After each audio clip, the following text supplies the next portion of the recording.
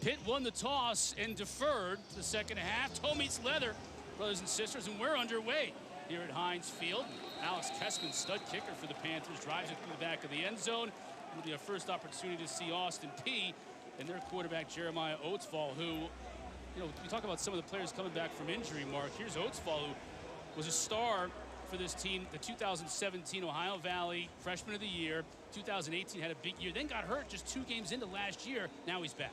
Yeah, he's back, and he already had a game under his belt this season. They played the season opener this year against Central Arkansas, and what we saw out of him was a little bit of inconsistency. We talked to the offensive coordinator, Tim Zetz, and said, what can we do to get him to settle down?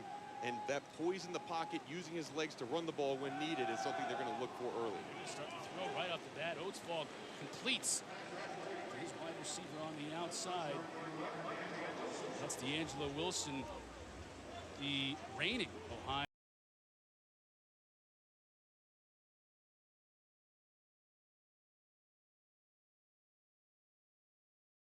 And it's something special. Offensively, 2 years ago, they had 2 1,000-yard rushers. Last year, they got away from the run game completely offensively, and they stuck it in the air for over 3,000 yards. He is a defensive guy naturally, but he brings in offensive coordinators that really benefit these personnels. Brian Snead carrying the ball for the Governors. He'll pick up a first down, so a good start for Austin Peay State. Brian Snead, they'll go with 2 running backs. You'll see Snead and C.J. Evans, a true freshman. Evans is a little bit more of a lighter back, more of your prototypical, I guess you'd say maybe a third down kind of back, catches the ball really well to the backfield. Snead at 6'1", 215, he's a heavy hitter.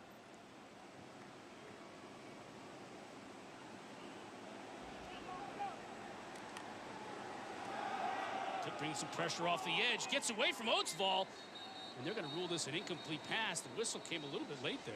Thought that might have been ruled a fumble, but it wasn't complete. Wow, and that ball looked like it might have slipped out of his hands before it was a pass. Let's see if the arm's coming forward and where the possession of the ball is. Yeah, it looks like he just tried to pull it back down. The ball slipped out of his hands, right? That's a tuck rule. Incomplete pass, good call by the referees.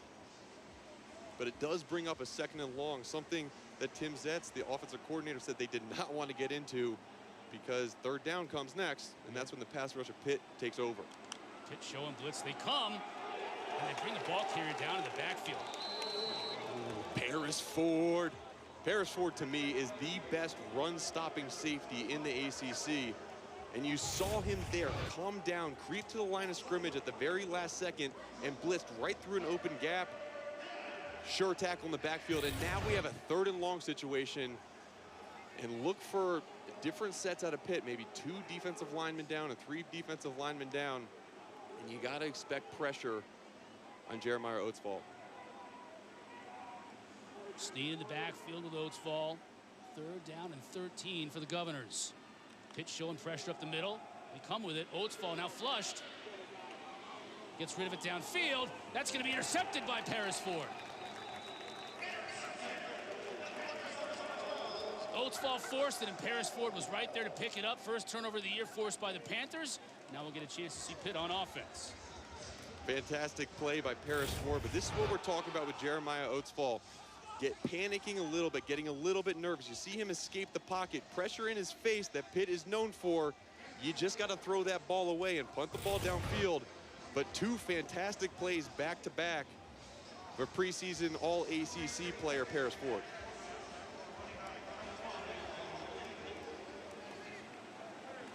An opportunity to see Kenny Pickett now for the first time. Last time he was out on the field, he was the Quick Lane Bowl MVP. 361 yards passing in that game and 3 touchdowns. Here he hands off to A.J. Davis, and a good pickup of 4 or 5 yards on first down. It's time for Food Lions Food for Thought. And when you talk about what they were able to do last year, when you think of Pitt, I think of them running the football, but they were a passing team last year. Yeah, traditionally you would think about running the football, but they were all through the air. We talked to Mark Whipple, their offensive coordinator, and he is known for his passing game, and he really relies on offensive line coach Dave Borberly to set this run game tempo. And we talked to some of the offensive linemen, including Jimmy Morrissey, their all-world center, and it is a point of pride for this offensive line to get another 1,000-yard rusher in this backfield. And Jordan Addison, the true freshman on the receiving end there, picked up a first down. Going back to Addison, just off his fingertips.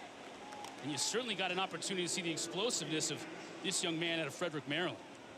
Yeah, Jordan Addison is a guy that they really like. They said that he was so impressive during camp because he did not drop passes. Drop passes plagued Pitt last year.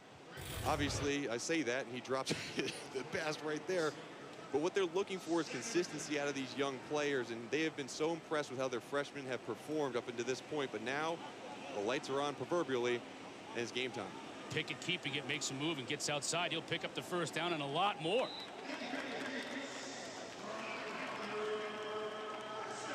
But that's not something you would expect to see, but a design run for Pickett. He's got a smile on his face, like, I can run it. Well, I think this is something that Pickett wants to see. When he has his best passing statistics, they are also aligned with the games that he is most effective as a runner. He gets in a rhythm by using his legs first, and really it pulls safeties up and opens up the passing game, and the confidence for Kenny Pickett becomes huge. Empty backfield with Pickett. Slings it outside to A.J. Davis. Flag on the play. Let's check that.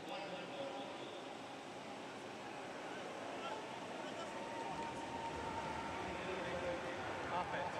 5 players in the backfield. 5-yard penalty. First down. Jerry Magallanes, our referee today. First time we've heard from him. 5 yards against the Panthers. I'll move him back. 1st and 15 now. Kenny Pickett, I mean, you know, he had some yards in the ground last year, but it wasn't as many as he had the year previously, and they want to keep consistently give him the ball, that option look.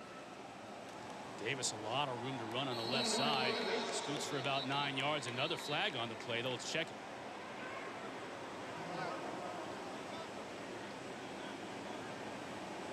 Offsides against the Governors.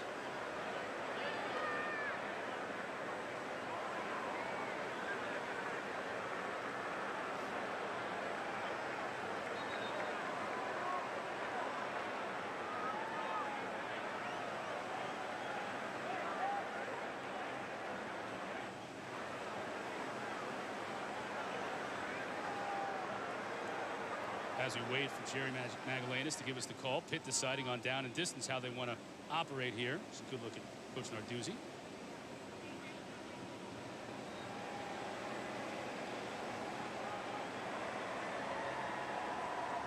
Let's join Quinn Kesnick.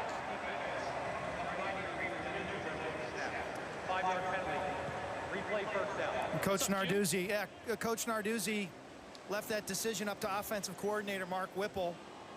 Second-year coordinator. We'll check in with Quinn Kesnick here in a little bit. He's a 3rd member of our crew. Usually we say he's down there on the sidelines, but he's hovering around the 1st row because really the restrictions are so strict with the COVID-19 policies that he's not even allowed to be on the field. He's near the sideline. Yes. Pickett back to pass. Over again to Addison. Just steps out of bounds. Pitt decided to take the penalty to make it 1st down and 10 to get the 5 yards back that they lost. Addison out of bounds, making it 2nd down and 2 now for the Panthers. With Desir Mack not playing right now, you're seeing who the go-to guy is, freshman Jordan Addison. Davis gets a good block on the right side to seal it. He'll pick up the 1st down a lot more. Taken down at about the 15-yard line. You look in the screen, there's number 77, number 67, number 53. All those offensive linemen talked about all this week how they want to follow the running back downfield, be in the picture at the end of the play, because they know that means they're firing off the ball. Give to Davis again. Very similar play on the right side. Puts his shoulder down. He's met and tackled by Terrell Vassell. One of these defensive backs for the Governors was transferred in. Looks like Austin. From Villanova. Timeout on the field.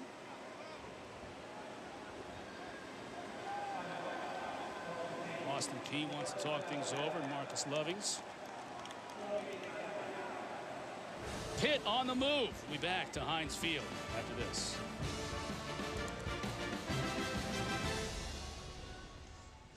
And so she's here. She gave him a hug. She went back to the hotel to watch this game on TV, Chris. I want to say hello to Kenny's mom and, of course, Kenny's senior captain from Oakhurst, New Jersey.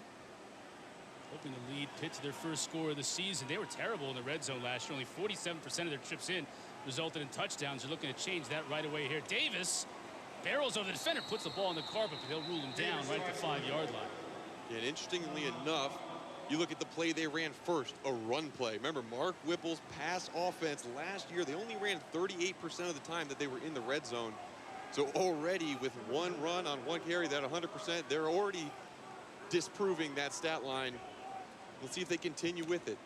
Yeah, make us. 3rd and 1 now. You got to look at Mark Whipple in his 2nd year as OC. Trying to get Davis over that first down marker, and he does. Still on his feet. Eventually he'll be wrestled down to the ground, but this will be a 1st and goal for Pitt. Establish an First identity. and goal at Pitt. One player I want to look for to see if he's on the field is number 21. Just carried the ball, A.J. Davis. He's their power back. Give to Davis, flag down. He puts his head down, won't get to the end zone, but he picks up a couple.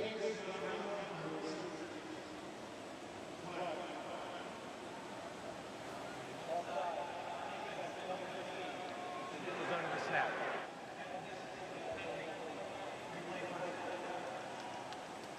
Flag against the Governors, and Coach Whipple and company, they'll take that penalty half the distance and get another down.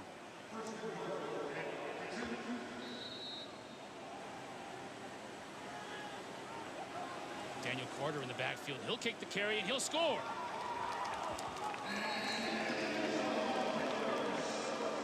The freshman from Margate, Florida, puts the Panthers up top. Well, Chris, 3 plays in the red zone, 3 designed runs. Get the big boys up front some confidence. The offensive line needed to have that drive, that series where they were all on the ground, get their feet moving forward, run off the ball, get their running backs in the end zone. Great drive by Pittsburgh to open this game.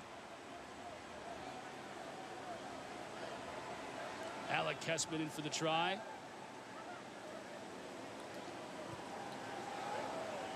And he buries it. Paris for. And so far today, these running backs that are currently at Pitt have had a really good game, but it all starts up front with Jimmy Morrissey and his men on that front line. Yeah, A.J. Davis carried a bunch on that drive, and Daniel Carter put the ball across the end zone. Kessman kicking off. We'll get a touchback here. Tonight it's ACC Network primetime football. Western Kentucky taking on Louisville at Cardinal Stadium. 8 o'clock on the ACC Network, and also on that ESPN app. Roy Philpott will be there with Tim Hasselbeck and hometown hero Eric Good. Beautiful day in Pittsburgh, as you can see. Fort Duquesne Bridge spanning the Allegheny River. Would be a beautiful day for fans to be in attendance, but I'm sure everybody at home is just happy that we have football. Glad we could bring it to you here on the ACC Network. I'm sure they're not happy you're telling them that either. The one they're hoping for not a great day, super hot, humid, because they're on their couch. After the game, you can go out and enjoy the weather a little bit. Sidearm pass out from Oatsvall. Completes to Benico Harley. Limited game. Marcus Lovings, interim head coach for the time being at Austin Peay State, took over when Mark Hudspeth resigned in July. So when you think about the offseason for this team, tumultuous is with everybody else because of COVID, but also now having a new coaching situation. Yeah, if anybody else is like me and they think the last 6 months almost flew by, you can't even believe it's September already. How about Marquise Lovings? Head coach in July. Okay, let's coach some games. You have, by the way, the first game of the entire football season. Good luck. Oatsvall keeps it. Kicks up about 8. It'll bring it 3rd and 1.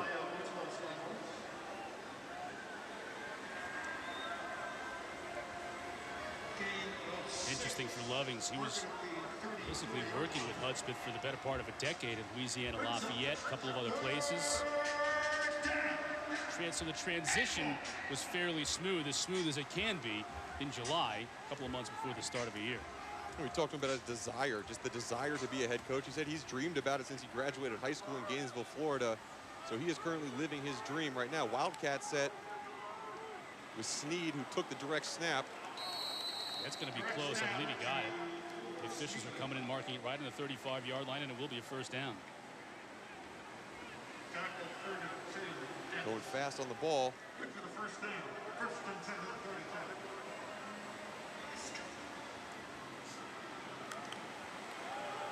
Oatsvall to give to Sneed. He's got nowhere to go. Met up and stacked up at the line of scrimmage. You know, some of the challenges of week one, Mark, you can tell the viewers, Pitt's defense, you watch this Austin Peay offense. In their opener, they used a flex bone, kind of a wing tee with a shotgun and a pistol. We've seen none of that. Yeah, and they do that because, you know, these offensive coordinators want you to look at something and then they're not going to give it to you just to waste your practice time. And practice time is so precious, especially in college. Didn't look like that last play was a problem for Pitt's D, though. They kind of stuffed it right in the backfield. Again, direct snap to Snead. And he again is met at the line of scrimmage.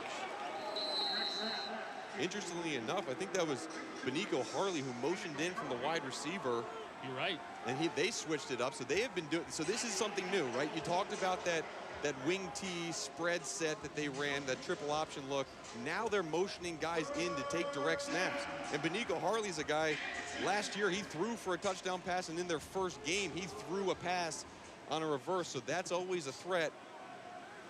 He threw for a pass, ran for a score, and caught a ball for a score all in last year.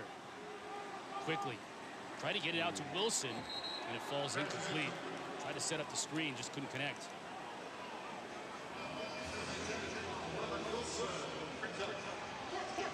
It'll bring up 4th down for the Governors, and a couple of weeks ago in their opener, Mark,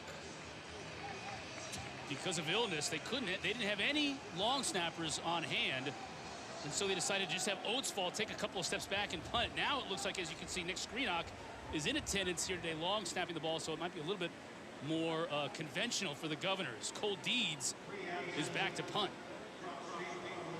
We asked Marquise Lovings about that. He said, you know, Kevin Durant said that his mom's the most important player on the team, and he said that he was lying. It's the long snapper's the most important player of the team. Takes a horizontal bounce, and it'll be dead right there. Panthers take over from their own 26.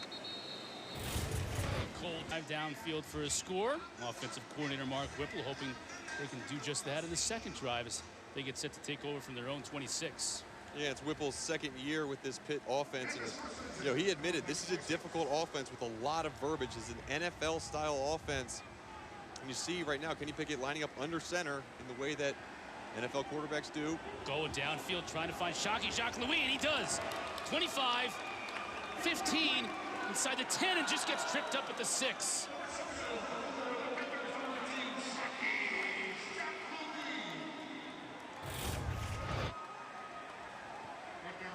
They set up in a max protect set, kept 2 tight ends in the block, and Jacques Louis just had a one-on-one on the outside. Only 2 receivers had routes, but they saw Austin Peay bring a safety down. Jacques Louis got behind. Huge gain, great throw by Kenny Pickett. Fake to Carter, now Pickett's trying to get to the corner himself, dives to the pylon, and he gets there.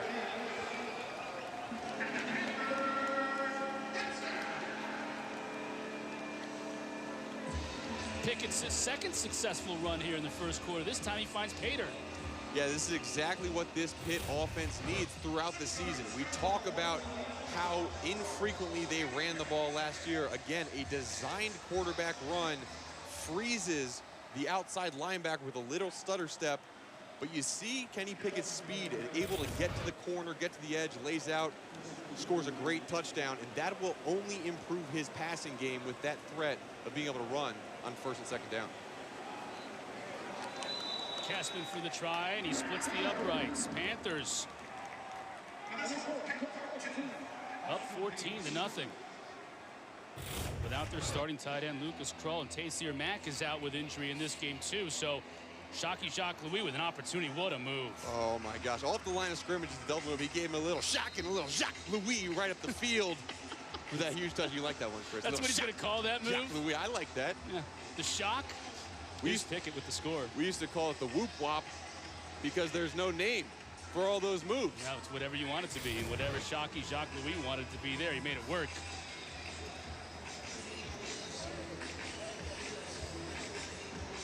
Coach Whipple and Coach Narduzzi both in our conversations this week said they have to run the football better. And running the football better, Mark, obviously sets up the play action, and it did on that play. Well, you just look at what defenses ran against Pitt 2 years ago when they had those 2 1,000-yard rushers. they were almost never in a cover 2 defense with everybody dropping back in zone.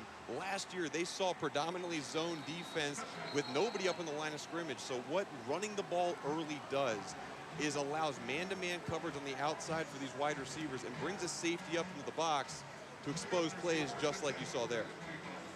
Kessman kicks it out of the back of the end zone for a touchback. Every Saturday morning, The Huddle with Jordan Cornette, Eric McLean, EJ Manuel, and Mark Rick get you ready for ACC football. They'll preview the slate of games, keep you updated on all things ACC football. That's Saturdays at 10 a.m. right here on the ACC Network and on the ESPN app. And as we found out today already, first weekend of ACC football, there's a lot of breaking news early on in the day you don't want to miss. So tune into The Huddle Saturday mornings. Oatsfall now back to pass. Going up top, has a receiver open, and they connect. That's Harley. 25-20 inside the 20.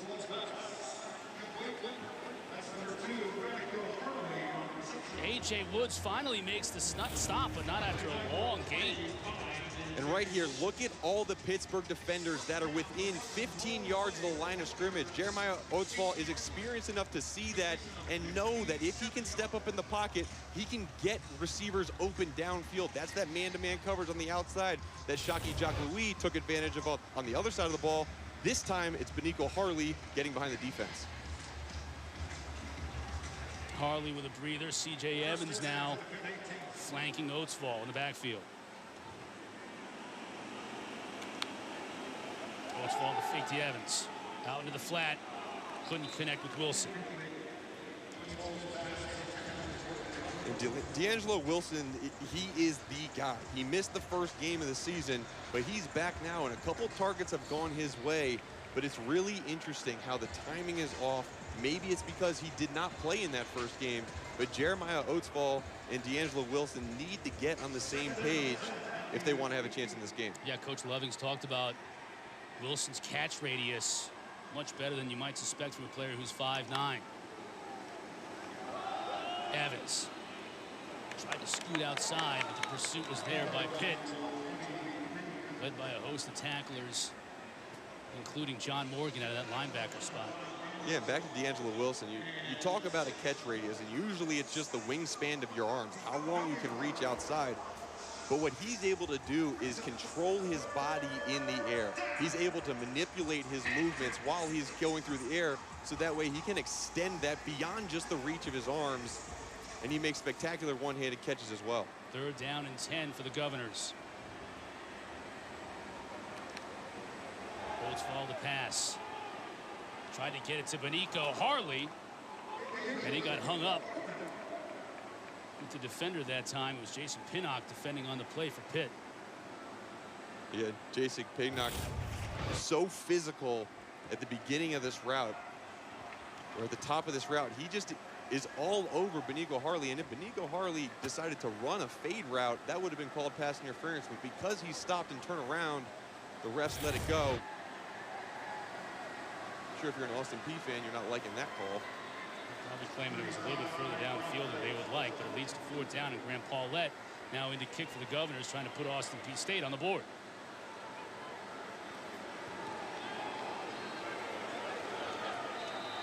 And he missed it left.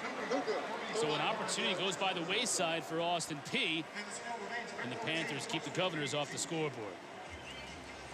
And although they did not come away with points, it's still, to me, it's a good drive for Jeremiah Oatsfall. It was the ability for him to complete another big pass.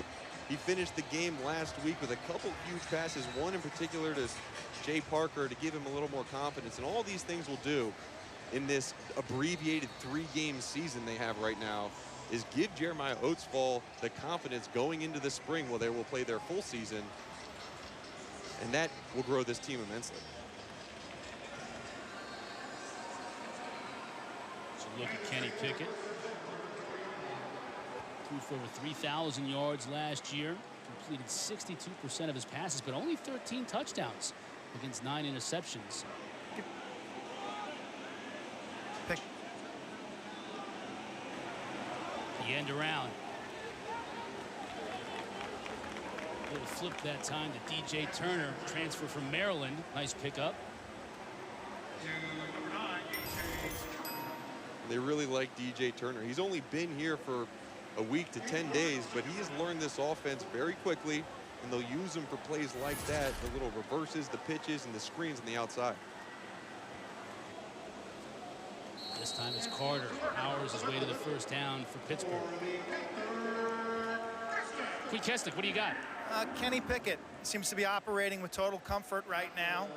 Mature. I spoke to him earlier this week. He says his ability this year to see the whole field, to understand the entire play and read the entire defense is better than it was a year ago. He also felt that this offense was much further along at this stage of this season than they were a year ago when they lost to Virginia and then lost to Penn State early in the season. Pickett back to pass. Has Carter if he wants him. Goes out. He's wide open. See what he can make after the catch. Brought down by 2 defenders. Picks up about 5. Cordell Jackson on the tackle. First time we've mentioned his name. Probably won't be the last today. Mark Kurtzley. Yeah, Cordell Jackson, he's a consensus All-American from last year in the FCS. Great player, good tackler, and he's the type of guy. He's only 5'9", 185. If he had just a couple more inches on him, he would absolutely be playing for an FBS school and be a really top player in the FBS. Involved on that tackle on Jordan Addison, but it's a first down for Pitt.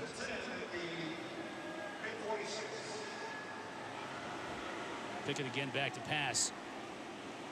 Dangerous look. He's trying to hit John Vardzell.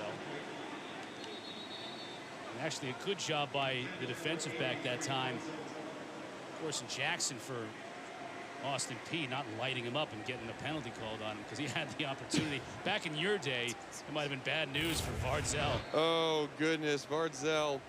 Right there. Yeah, oh, saying, my goodness. Yep. No, I'll hang on. I'll hang on here.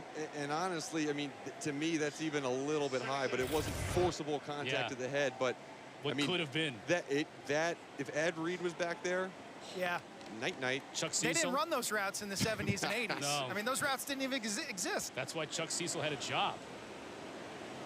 Daniel Carter carries this for a couple of yards. And it's funny, that's what they taught quarterbacks all the time. Do not throw it deep down the field late.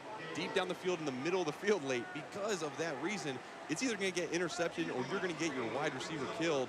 With the new rules, it's a little more lenient. And right there, you saw people walk off the field, which is great. 3rd down and 8 for Pickett. Now he steps up, has a receiver wide open. And Turner will walk into the end zone.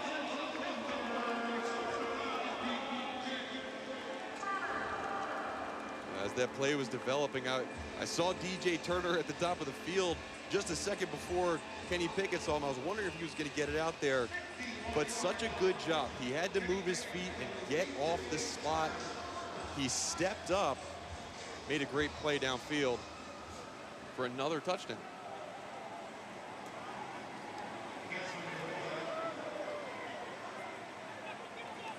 Kessman once again for the point after try.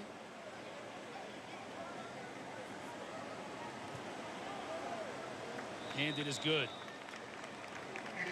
How did the transfer from Maryland, DJ Turner, get this wide open?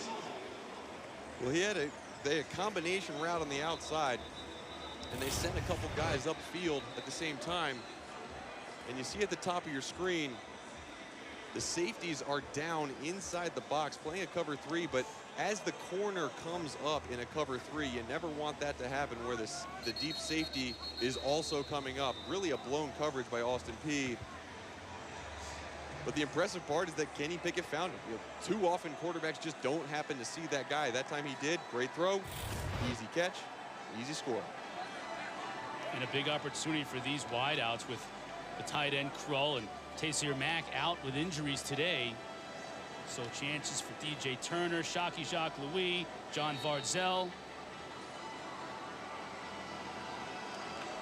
Shockey Jacques Louis with a touchdown earlier. DJ Turner gets his. Kessman high and deep once again out of the back of the end zone. And it'll be a touchback. It's going to run the rest of the ACC as we're getting started with the 2020 season. North Carolina, Syracuse, Mark. That game was close at Kenan Stadium, but Carolina blew them out here in the second half. Just underway after a lightning delay. Florida State's taken an early lead over Georgia Tech down in Tallahassee. After us, Western Kentucky and Louisville. And, of course, we got Clemson and Wake on ABC. And the Irish with a 10-6 lead early in South Bend over Duke. Yeah, you don't really expect that Duke score to be so close, but remember, Chase Bryce, longtime backup at Clemson, is now their starting quarterback. Love to watch and see how well he's able to do under the quarterback guru, Dave Cutcliffe. The tutelage of Coach Cutcliffe. Pass complete over the middle. Cam Bright with the stop. Picking about a 6-yard gain. Brandon Lanier on the receiving end. Austin Peay had trouble with the passing game over the middle of the field for Central Arkansas in their first game. It's good to see them hammering those out. And to me, it's Jeremiah Oatsfall getting set in the pocket, stepping forward, planting on that front foot as he releases the ball. You haven't seen too many passes sail high, meaning he's throwing off his back foot. Brian Snead in the backfield. Fake to him. Oatsfall gets hit as he throws. And just float incomplete.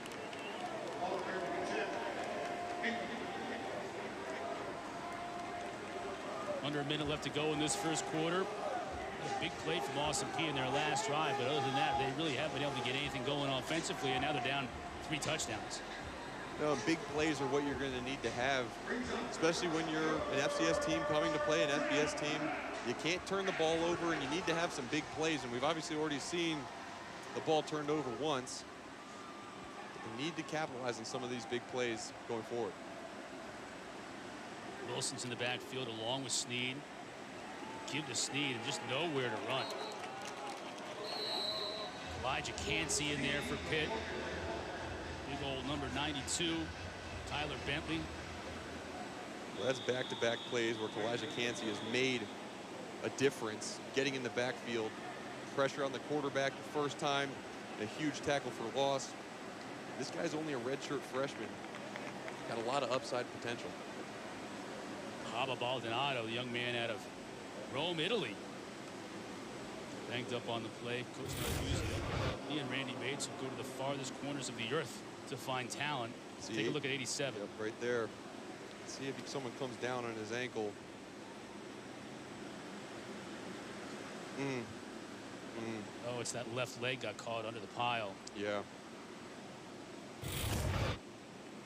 Don't want to speculate, but seems to be in a decent amount of pain right now. This is a defensive line position that has more depth this year than it did a year ago until the COVID-19 or until today's dress roster was revealed. If you just joined us, Rashad Weaver, not dressed. Keyshawn Camp, defensive tackle, not dressed. Add to that, Jalen Twyman has opted out. Probably the highest ranked Pitt player in terms of the NFL. And so they're without 3 mainstays on the defensive front today, but it's still a unit that has more than serviceable parts. Yeah, it's a good point, Q, in the fact that Rashad Weaver and Keyshawn Camp missed almost all of last year, both of them. And they were going to be healthy this year. You throw them in with Jalen Twyman and Patrick Jones. I mean, that defensive front, Mark, you could have stacked them up against any defensive line in the country. I totally agree. I totally agree. And even Desmond Alexander, he had to step in last year with Rashad Weaver being down.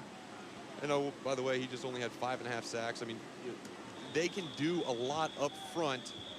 And hopefully as these guys come back from illnesses, they are able to get back on this field and be a productive force in that offensive backfield as they were last year. Opportunity for others to shine, including running backs Carter and some cold deeds. Back to punt.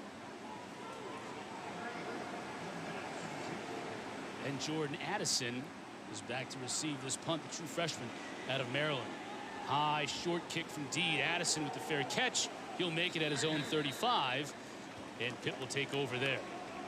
Yep, yeah, I can't believe Pitt got away with that. You see the two number 3s coming off the field, both in white jerseys. That's a common week 1 era. Double numbers. It usually shows up on special teams where one guy's a DB and the other's a receiver.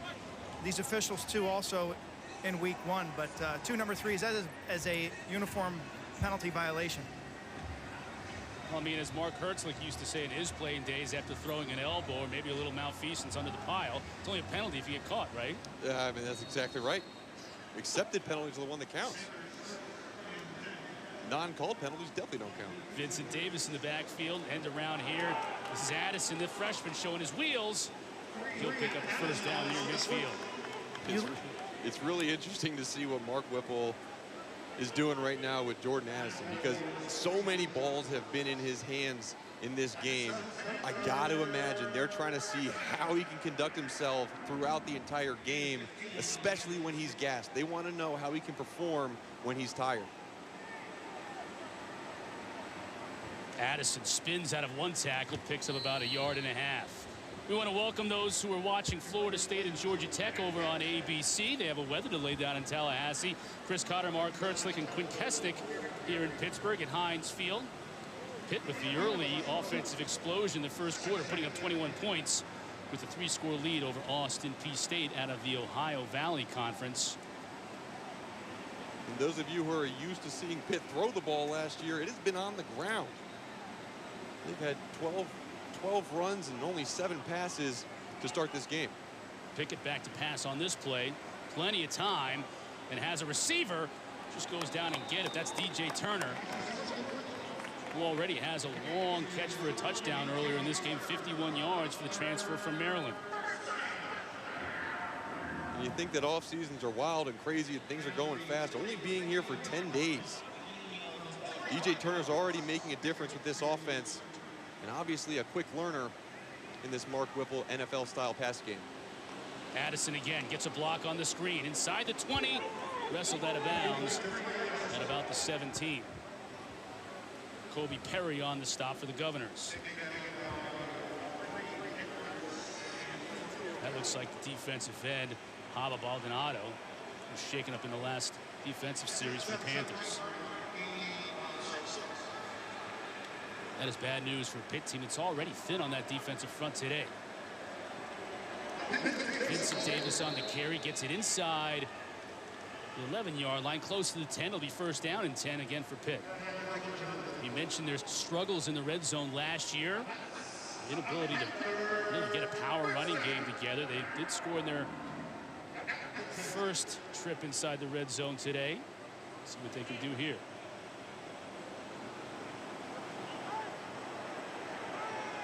Pickett looks the other way. Can't hook up with his receiver that time. Jacques Louis with a big catch in the first quarter. He had a drop pass, and you see Jacques Louis pointed his chest saying, "That was me." And gosh, if I'm the quarterback, yeah, I know it was you. I know it was you.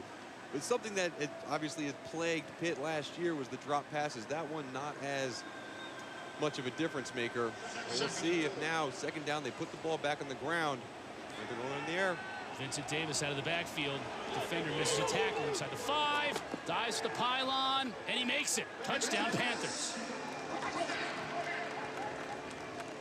Well, Mark, they are having their way right now offensively. Coach Whipple, the offensive coordinator, mixing passing and running, and it's working out perfectly for the Panthers.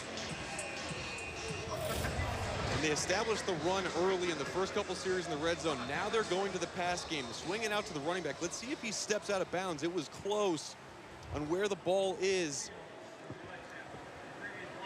Yeah, they're reviewing it as they do on all scores, and it looks like his foot may have been out of bounds. The left foot, I think, Mark. Yeah, the left foot right as it plants right now. I still see green grass in between that white line and that white shoe. But at the very end, when that toe points in the ground, let's see as he flexes his toe. That's too hard to tell whether it's out, do you think? Got drilled by Nate Page right at the pylon. And funny, the only thing that I can see is a little bit of the white grass fly up off the ground. And it'll be interesting to see how it is called by these referees, because obviously you need inconclusive evidence, and it's called a touchdown on the field as the ball clearly passes the pylon if that foot is not considered out.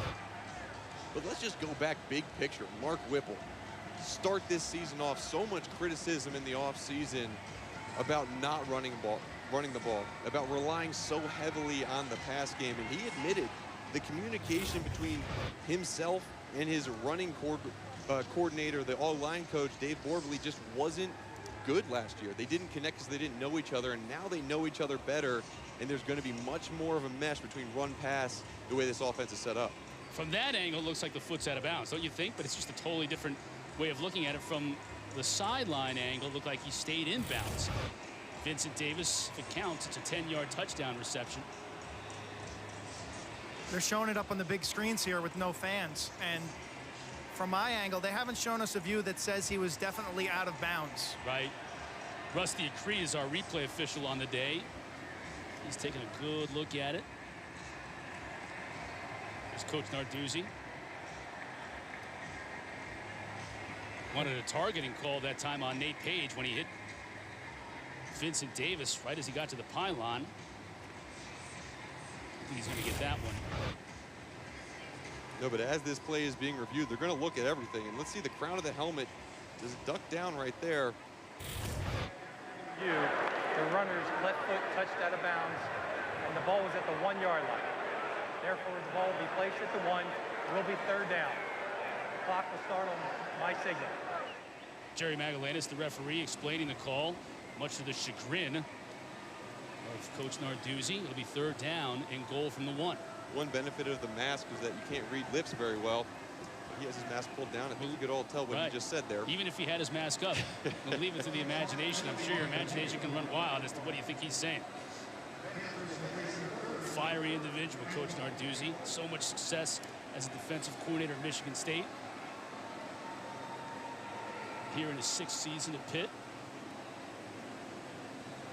This is where Pitt will lean on their pretty experienced offensive line. They bring back 4 starters this season. Their best offensive lineman is their center, Jimmy Morrissey, 2-time captain, number 67. With their big fullback in the game, Jake Galinskas, lead the way.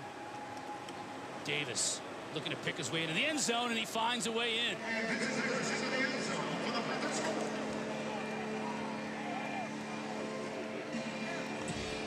Now the Panthers extend that lead to 4 scores. Vincent Davis didn't make it through the air, but he got it on the ground. And what you're seeing is constant use of certain players over and over and over again. One thing that Pat Narduzzi was concerned about was the amount of time they had in the offseason to condition. And this is one way you can do in-game conditioning to keep guys in the entire series, give them the ball multiple times in a row to get their conditioning and their level of endurance up. Kessman with the try, splits the uprights. 28-0. Pitt on top, doing it through the air and doing it on the ground. Vincent Davis with the score. All Panthers. And you look at the passing yards, obviously there's a couple big plays, but the consistency on the ground is all started by this offensive line up front. Jimmy Morrissey's a guy with the C on his chest, 5th-year senior. He is the leader, calls out protection, but you look to his left, you got Bryce Hargrove and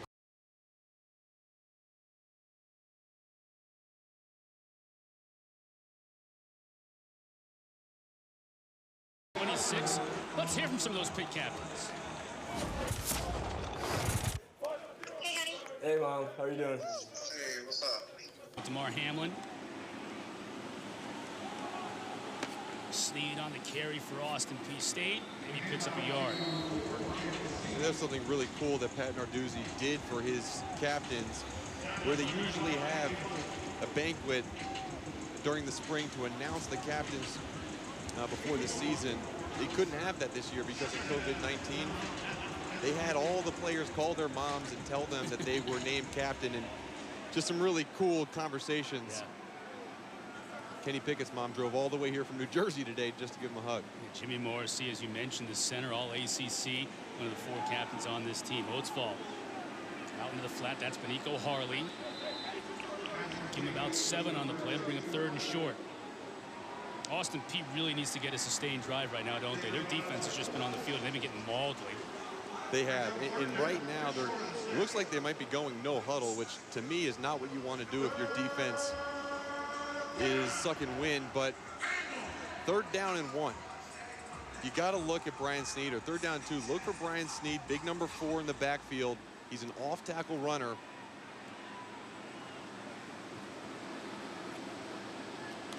Oatsfall in the gun. He'll look to throw. Pressure coming on the edge, and he'll be dropped. Pitt team that led the nation in sacks per game last year, they get to Oatsfall here. And Patrick Jones is a guy, he's returning. He had 8.5 sacks last year. His ability to use his hands getting off the ball. Austin Peay kept Brian Sneed in to just chip him, to put 2 men on him. And you see as Cam Bright flushed Jeremiah Oatsfall right into Patrick Jones's lap. Say the clock is ticking pretty fast for Oatsfall. I mean, that was 1,001, 1,002, and the world just collapsed around him from all different angles. Patrick Jones, he's a guy that started last season 5th on the depth chart. Went into training camp not knowing if he was even going to play. And then with the injuries to Keyshawn Camp, Rashad Weaver, he was put in the fire, and boy, did he shine. And he walked out of that fire glowing, being an all-ACC player. Patrick Jones is second in this Pitt defense, pitching a shutout so far. Skills was really impressive. 8.5 sacks last year for Patrick Jones. Also forced 4 fumbles, leading this team in that category. And you talked to both of them, Jalen Twyman and Patrick Jones, and they got a lot of tutelage from Aaron Donald when he would come back in the offseason or even when they were just right next to each other in their facilities to teach them little pass rush moves as they passed by at the lunch tables. Cole Deeds back to punt once again for the Govs. Jordan Addison to return for Pitt. Good punt by Deeds. Will send Addison back to his 30. Fair catch. No flag on the play. That's where Pitt will take over. Mark, you won the Disney Spirit Award, didn't you? Take a look at that. What year is that? That's 2009. 2009, 11 years ago.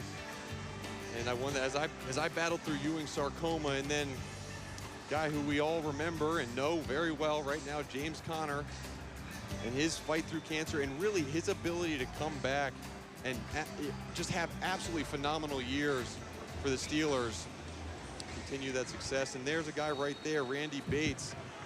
He had his battle with tonsil cancer last year and really kept it secret to everyone in the outside world. Within the Pitt football walls, they knew. But he was diagnosed after finding a small lump on his throat. Coach Pat Narduzzi encourages all his players to get physicals before the season started. And in that physical, they found a small lump which led to x-rays and PET scans, and ended up having to have surgery to remove his tonsils and 51 lymph nodes. Underwent radiation treatments and immunotherapy, and on December 14th last year, he was able to announce to his team after a 7-month battle that he was cancer-free. And the emotion that was on his face as he talked about how the players lifted him up when he was in some of his darkest days, and they would put a hand on his shoulder and just say, "Coach, we got you. We got you. You're going to be okay." And he was very fortunate to have UPMC Hillman Cancer Center right down the street, and he thanked their medical staff, and most importantly, he thanked his wife, Tracy, who was his rock during his entire treatment process and his return back to this team. Yeah, he's in his 3rd year here as a defensive coordinator on Coach Narduzzi's staff. And in closing about this, Mark, he said, "I came to Pitt to be a defensive coordinator, but in reality, I came to Pitt to save my life because of what the UPMC Hillman Center meant to him in his cancer treatments." He did get emotional in talking about it earlier this week. Glad he is doing well, and his defense is doing well today, as is this Pitt running game. They were searching for it all year last year. And you might say, well, they got 10 ACC games coming up after this one. It'll be a little bit more difficult, clearly, to run the football in those games. But at least they're getting a bunch of backs involved, and they're moving the football on the ground. Yeah, you're getting real live experience for these backs. Some of them haven't had that many carries. Guy right here, you got 21, Vincent Davis, who is a guy that didn't get a lot of carries on the ground. He was a lot of swing passes out of the backfield last year, and now he's understanding the blocking scheme that this offensive line is putting out. Vincent Davis on the carry that time. Scored a touchdown in the last Pitt possession. You can see he's a little more diminutive at 5'8", 175. And you see him calling to the sideline, "Hey, I need a break." Coach Whipple said, no, you stay in there. And we haven't even seen the true freshman, Izzy Abanacanda, out of New York, who they're very excited about. We may not see him today. Pressure comes up the middle. Pickett rolls out as a receiver wide open. That's right, and he drops it. And that's going to drive Whipple and Narduzzi crazy. He had a surefire touchdown. And he's a tight end who's getting his opportunity today because Lucas Kroll is out with the injury. Yeah, and he's more of a blocking tight end, but you see him wide open all the way behind. And the amount of time that it feels like for him that the ball is Yeah. floating in the air is exponential. I mean, he's just sitting there, please come down, please come down, please don't drop it, please don't drop it. And the last thing he heard his mind tell himself was drop it, and he dropped it. And he let it get to his body too, right off the chest plate. Oh, there's number 2. There he is. There's Izzy Abanacanda. Pitt fans are going to be wanting to see what this young man can do. Coach Narduzzi was so excited about him in our meetings during the week. He spent about 20 minutes trying to find the video on his computer. He's like, wait a minute, I got to show this to you guys. His vision is cut back, his acceleration through the hole. It was impressive play, but it did take about 20 minutes of us trying to ask him questions and him half paying attention. He just couldn't go on without showing it. That's how excited he is about Izzy. Izzy is from Brooklyn, New York, recruited by Tim Salem. Coach Salem told me earlier today that he texted him basically every day from the time he was a sophomore to the time he graduated from Lincoln High School in Brooklyn. He said, you know, growing up in New York City, he feels comfortable here in Pittsburgh. There's a certain grit to the Big Apple. That grit exists here in Pittsburgh, and he watched Izzy win a lot of track meets as well. He's a two-sports star from the New York City area. First down. Defensive holding on that pass. Be an automatic first down for Pitt. Lincoln High School, and who else? Did Sebastian Telfair, I think, went to Lincoln. Either Sebastian Telfair or Stephon Marbury, one of those two. I think it was Sebastian Telfair. Somebody will correct me. If not here, in their minds, they will at home. No, if they're doing it in their minds at home, they will find a way to do it. The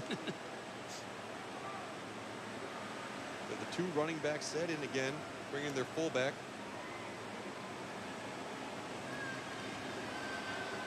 There's Izzy. Hurls his way over that initial surge and picks up 3. And that's a change of pace. That's reminiscent of what Pitt looked like in 2018. With 2 backs in the backfield running downhill. Isolation blocked by the fullback. You need to sprinkle that in every now and then to keep these linebackers honest. Pitt moving quickly, too. Addison. Nice play by the defender to shake it. For a season opener, Chris, this team is really organized. I mean, they've been super clean on offense. Faster tempo than a year ago. No pre-snap fouls. Everybody's in the right place. They had a walkthrough last Friday at their indoor facility, and then they just toured this facility yesterday for the first time. But this team is sharp for an opener. Yeah, very few penalties, no turnovers. Pickett quickly over the middle. Complete to Addison. Drove Vassell on the stop. Addison's getting a lot of work. He has to replace Maurice French, who had 96 catches last year in that slot spot. Well, the pace he's going on right now, he might pass him because it seems like every single ball is going to that young man in the slot.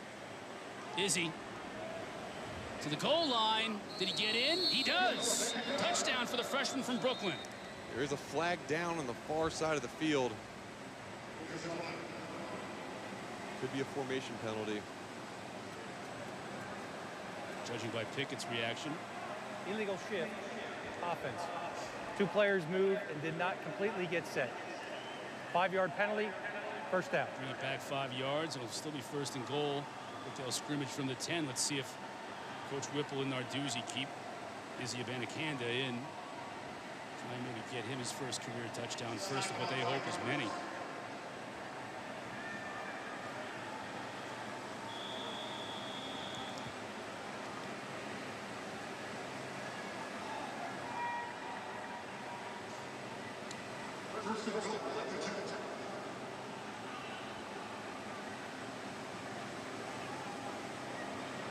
Gives on the delay to Abanacanda. He'll score standing up.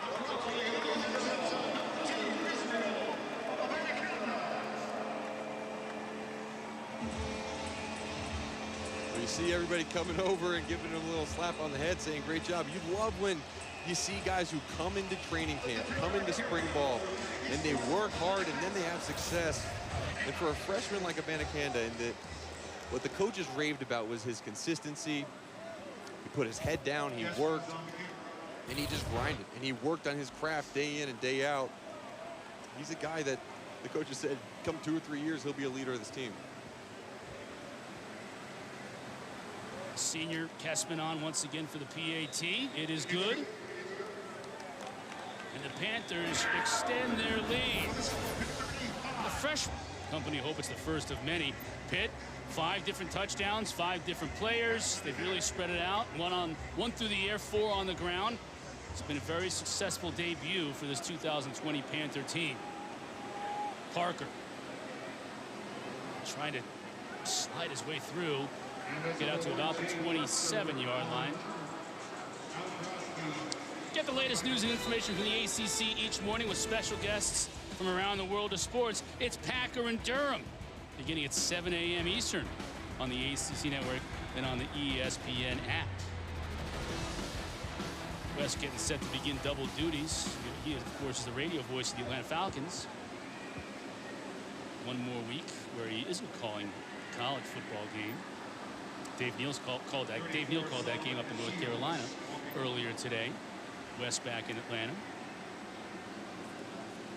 Dave was a last-minute fill, and I know he was at Ansley Golf Course getting ready to tee it up. Hey, Dave, put the clubs up. Got to have you go to Chapel Hill. Could be worse.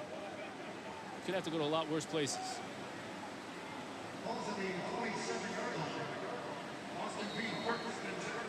Got to think Austin Peay is going to start to try to feed the ball to D'Angelo Wilson. Down a huge amount of points. Let's get some reps to your big receiver. Oatsville tried to hit Wilson. They haven't been in sync today. No, and to that route right there, credit to Mar Hamlin. He lined up in the slot directly over D'Angelo Wilson, and he got hands on the receiver within the first 5 yards, which is completely legal. Threw off the timing route. Oatsville had to pull the ball down for a second and then overthrew his receiver.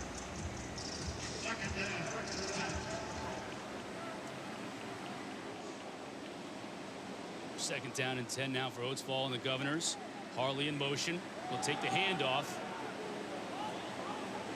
Can't escape the pursuit. Nice job that time by Savasier Dennis. The 3rd and long's an opportunity for Pat Narduzzi and his defense to dial up some blitzes. They love to bring the heat. They play press man on the outside. And Patrick Jones is worth keeping an eye on. Mark, you referenced him earlier. His 4-point stance, his get-off is elite. I mean, he is so quick off the ball.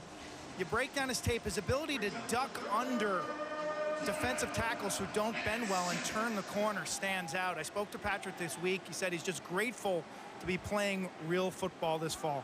They line up in man-to-man coverage. Look for a blitz coming from the top of your screen. Harley in motion, a whistle on the play. We need to delay a game here.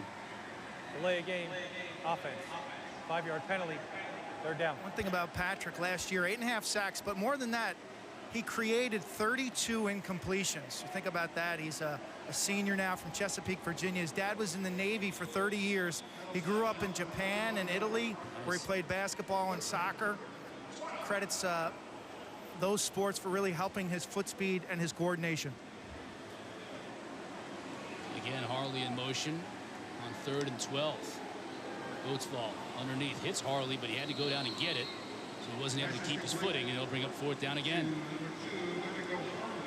Even though that wasn't a 1st down completion, I'm impressed with Jeremiah Oatsville.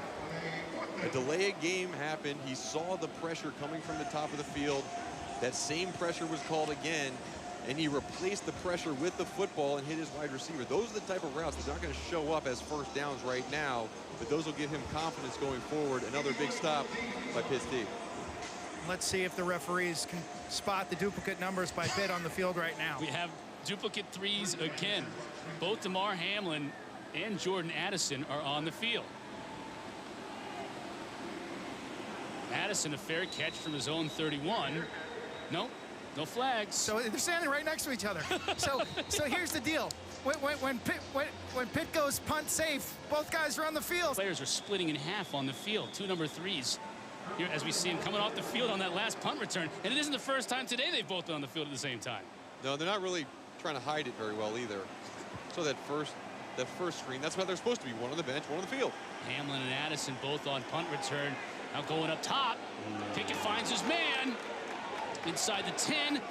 Inside the 5. To the pylon. Oh, the 1-yard line. Out at the 1-yard line. Jalen Barden, another true freshman at wide receiver. When we asked Mark Whipple to describe him with one word, they said speed. He is an absolute burner.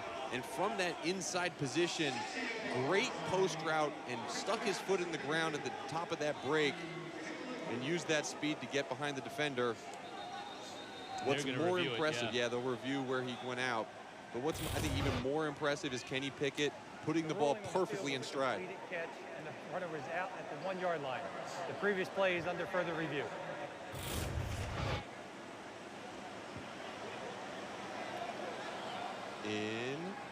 It's a touchdown, young fella. Going to be a touchdown. Closer look at it. Is that a first reception touchdown? Yeah, first catch, first touchdown. 68 yards if they can overturn it and reverse it to a score. Right now, the call in the field was out of bounds at the 1. So inbounds. Rusty Acree and company. Now, where was the ball? That's the key. Does the ball fly over the pylon, or does it go out of bounds before that ball gets to over the top of the pylon? This might be a good look at it. Where's the ball? His feet are in bounds. Where's the ball? Yeah, I think the ball's over the pylon. After further review, the ruling on the field stands as called. Oh, wow. They didn't think they had enough evidence to overturn it, Mark. It's a huge disagreement happening If you right had now. a camera right on top of the pylon that you look directly down on it, you might be able to see it. Another example of first down play action this year from Mark Whipple. They get the running game going, and all of a sudden, first down. They're taking some shots. They've been successful. First down play action. They've had pass completions of 68 yards twice and 51 yards today. And Quint, the only reason that play action can work is because the run game is also working for Pitt. Todd Sibley Jr. now the tailback for the Panthers. He'll score easily.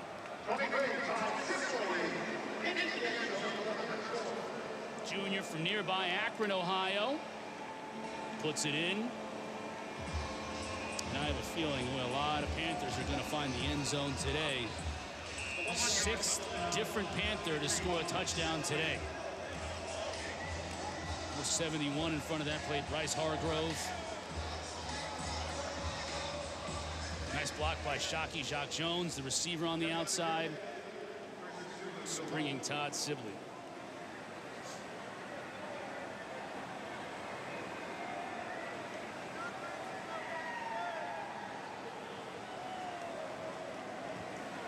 Kessman adding to his point total. 4th-year starter, the senior. Gives Pitt the 42-0 lead here still in the first half. These bridges that span the Allegheny River, Fort Duquesne Bridge, and further up the river is the Roberto Clemente Bridge. And on Thursday, it was Roberto Clemente Day here in Pittsburgh. All the Pittsburgh Pirates wore number 21. Clemente is such a legend, not only here in Pittsburgh and not only in the country, but certainly in his home of Puerto Rico. And remember, 1974, got his 3,000th hit right at the end of the season, and then took a flight from Puerto Rico to Nicaragua to provide hurricane relief. And the plane crashed shortly after takeoff from Puerto Rico. We lost Roberto Clemente, and his legend has only grown since that day.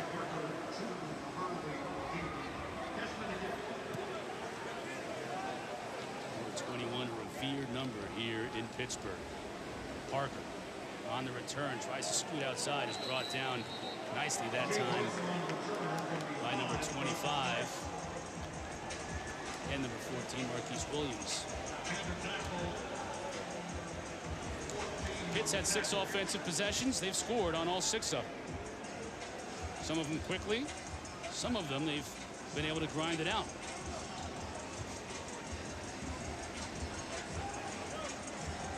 Look at those drives. I mean, when you look at the amount of plays that are on these scoring drives, obviously the 2 drives are just 2 plays with big ones, but 10-play drive, a 7-play drive, an 11-play drive. This is getting Pittsburgh's offense ready for next week, for when they're going to have to be consistently drive down the field against Syracuse. John Morgan got to the quarterback on that play, but I believe they're going to blow it dead. Final 2.5 of this first half, it's just been all Pitt. Coach Narduzzi waiting an explanation. illegal formation offense. 5 players are in the backfield. The penalties decline. 2nd down. That was so easy for John Morgan to get into that backfield. There was no one there to stop him and prevent him from getting there. And you look at Marquise Lovings, and what can his players get out of this game right now? Obviously, you're down 42-0. You're playing an FBS school, but you really got to focus on the little things right now. You can still execute. You can still get confidence in certain plays, and that way when they come out next week versus a really good Cincinnati team, they will go into that game with confidence. You can't look at the scoreboard. You just got to play one play at a time. And really, as we said earlier, Marquise Lovings looks at this as almost a preseason in the NFL. It's getting ready to understand what live football feels like, so that way when you reach your season that's scheduled to start in the spring, you'll be ready to go. Yeah, this is a Austin Peay team that is playing only 3 games this fall. They've already played 1, a loss to Central Arkansas in the opener. They'll play today against Pitt, next Saturday at Cincinnati, and that's their fall season. As of right now. Correct. Who knows what happens with scheduling down the line. Coach Narduzzi wants to call a timeout. Timeout. Their first of the half. Pitt. Yeah, 30-second timeout. Yeah, when you think about the OVC, 3 teams are playing games this fall. Jack State is playing 1. Eastern Kentucky's playing 8. And this Austin Peay team is playing 3. Coming up at the half, we're going to send you to studio, talk about Kenny Pickett's big day. We're going to take a look around the rest of the ACC. A couple of games in progress. We've got at least 1 final from earlier on in the day, and a couple more still to go. Jordan Cornette, E.J. Manuel and company, the crew, back in studio for our halftime report just around the corner. I mentioned the OVC. Mark, it has to be an advantage for the 3 teams that are playing games this fall. When you just look at Austin Peay themselves, everybody else is waiting till next spring to play, and Austin Peay will join them, but they get 3 live action games. It gets really good competition to work on things. It's absolutely an advantage as long as everyone stays healthy. That's the biggest concern, is that you're going to have some sort of injury that's going to take a key player out for your actual season. But so far, they've been pretty good about staying healthy, and you're right, they're playing really good competition that is only going to set the standard even higher for what their performance should be once the season starts. Rico Harley in motion, the fake to him. Quarterback will keep it, and Oatsfall doesn't get very far. Brought down by Patrick Jones, and that'll bring up 4th down. Patrick Jones is smiling to himself as he comes off the field, and he should be smiling. He has been nothing but a leader on this defense. And it's funny, you heard him talk, spoke to him a little bit. He's a quiet guy. He's not a big talker, but he does his talking with his play on the field. DJ Turner now back to return the punt for Pitt. He's number 9. Guess what? They got another 9 on the field. Come on, I'm telling you, they got 2 number 9s on the field. And this comedy of errors with the double numbers continues. Again, it's only a comedy of errors if you get caught. It's not an error if you don't get caught, right? No flag. Still, no flag. Get double numbers and no flag. And that was a different return man. We've had Jordan Addison returning punts all game long, and they decided to put DJ Turner in to return a punt. Which he did at Maryland when he was there. He is a punt returner. He is a guy that can take handoffs in the backfield, explosive player. He's electric in the phone booth. I mean, he is really difficult to tackle in small areas. He's got great separation quickness. 32 seconds left in this first half. New player at quarterback, Davis Bevel, freshman out of Greenville, South Carolina for the Panthers. He hands it to Todd Sibley. Here's a look at Bevel, 6'5", 220-pound freshman, redshirt freshman. Bevel's never played in a college game before. This is his first college. That was his first college, not his first college pass. Hey there. Again, his receiver, that's number 85. Garrett Pickard. Clock stops with 7 seconds left to go, and Narduzzi's going to keep Bevel in, eschewing the long field goal. See what his young quarterback can do.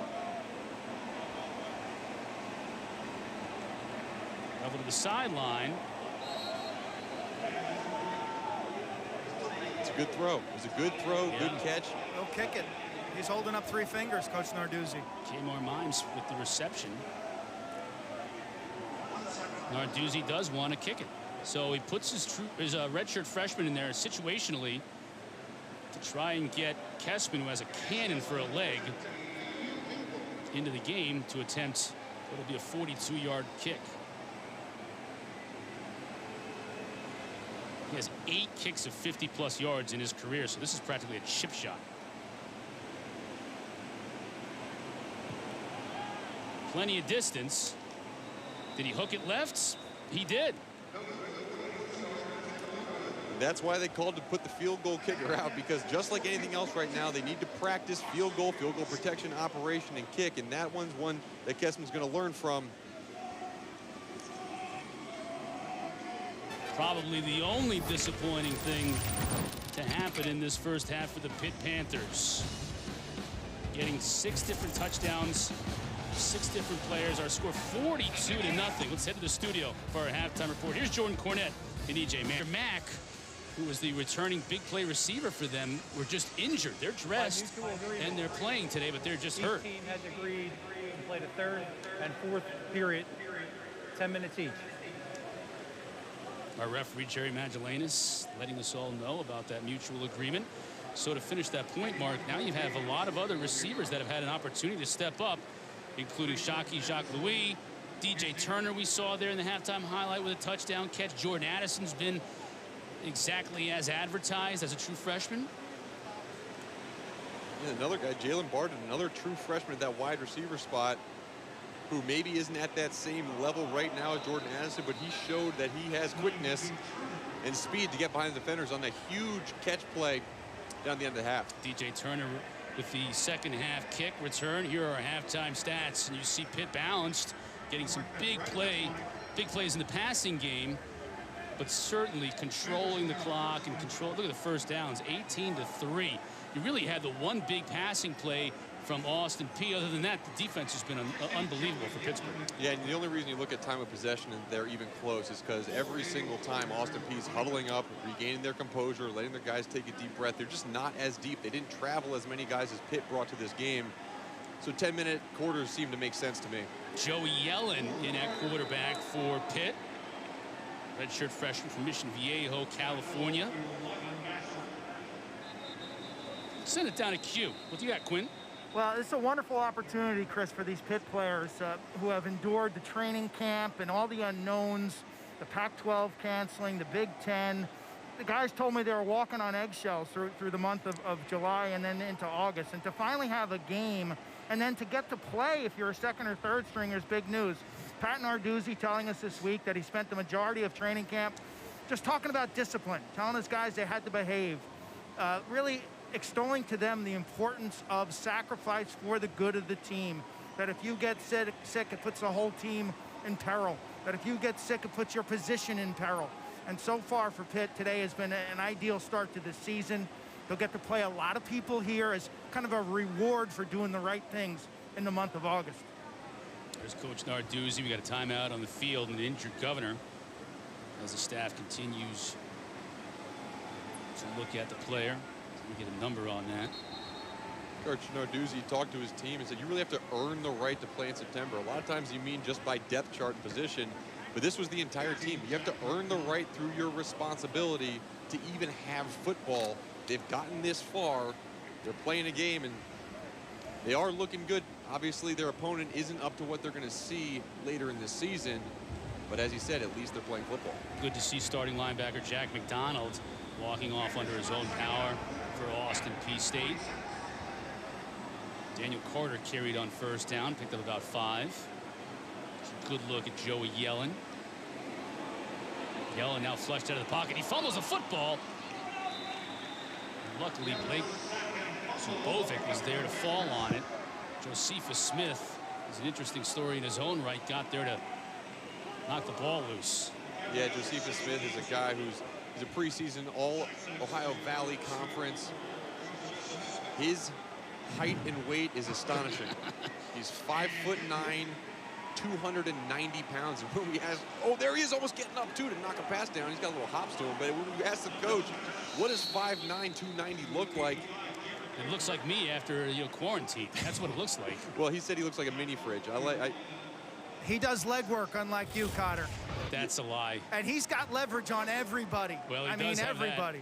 And he's Here he is trying to get up. Oh, he would have knocked it down had he timed his jump a little better. That's not a bad vertical. That's not a bad vertical. But not only that, he is a great player, a great leader. He has 2 daughters, Skylar and Madison. And he's a fantastic dad. Has had to spend a little bit of time away from the team just to be with his family. Christodoulou with his first punt of the night, and it's a good one. Sending Jay Parker back.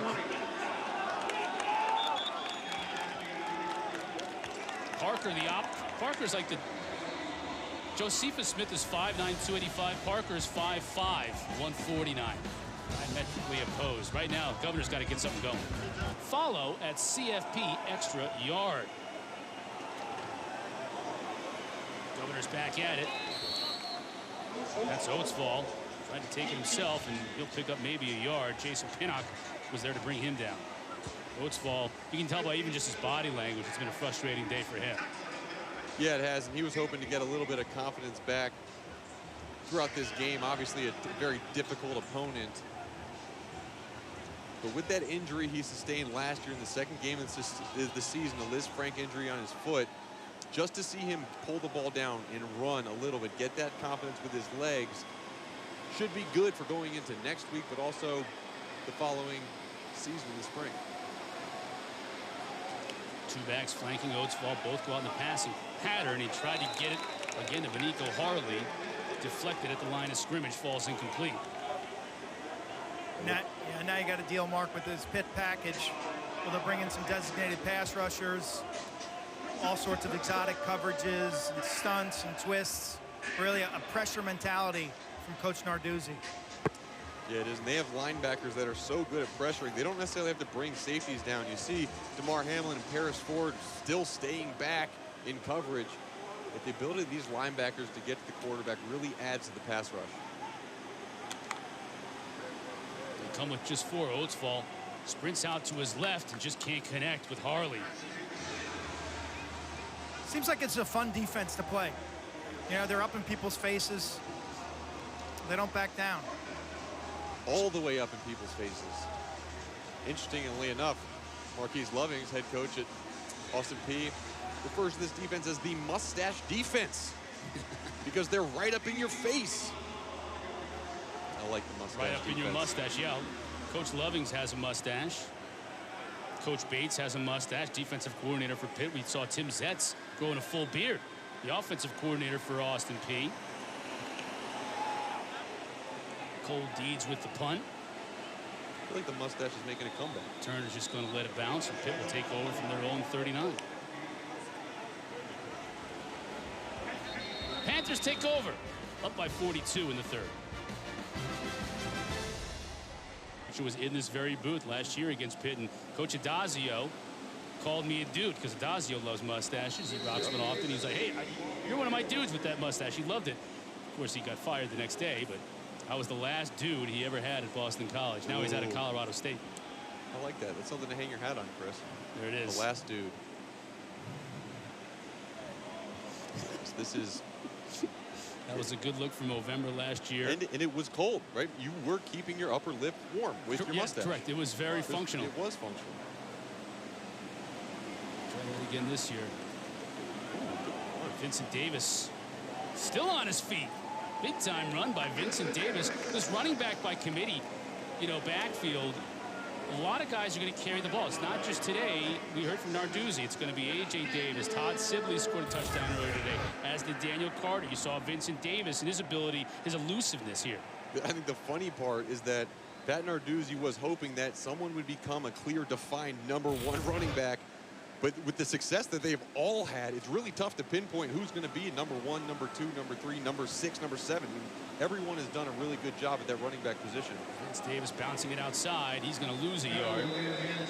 Mark, I agree with you. And from field level, I'm not sure any of them have the body type to be a 20 carry a game type runners. They're mostly on the slight side. Davis is 5'8", 175 pounds. He's a little more on the electric, a little more of the quickness size. And he's become a voice of the running back room. He's really stepped up his leadership. Yeah, you know what, Q, if you're talking about prototypical tailback size, it's probably Izzy Abanacanda, the true freshman, who comes in at 5'11", 200, as opposed to, you know, Sibley's a bigger back. He's 225. Carter's 220 pounds. Nice play dropping. Davis was Cordell Jackson. He's going to be heard, Cordell Jackson, before the game is over. Absolutely. Cordell Jackson, I mean, we haven't been able to call his name too much just because of the success in the run game that Pitt has had. But he's a player that, you know, he lines up just, you know, I think he would be a perfect fit in this Pitt defense, really, with DeMar Hamlin and Paris Ford, and you could add Cordell Jackson into that lineup, and he would be a player. So he is a really good FCS player, preseason All-American. 3rd and 14. Davis Bevel back to pass. Sidearms it nicely. Gets it into his receiver's hands and just shy of a first down. It'll bring up about 4th and 3. Garrett Bickhart, tight end on the receiving end. I think they'll go for this. Mark Whipple's not showing any indications of wanting to punt. As Bevel comes over, quarterback and OC communicate directly in this Pitt system. Coach Whipple can then insert some extras like, hey, watch the safety or read the defensive end. See what he dialed up on 4th down. What better way to get a redshirt freshman quarterback experience going for it on 4th down than actually doing it in a live game? Empty backfield. Vincent Davis split wide left. 4th and 4. Bickhart couldn't come down with this one, and it'll be a turnover on downs.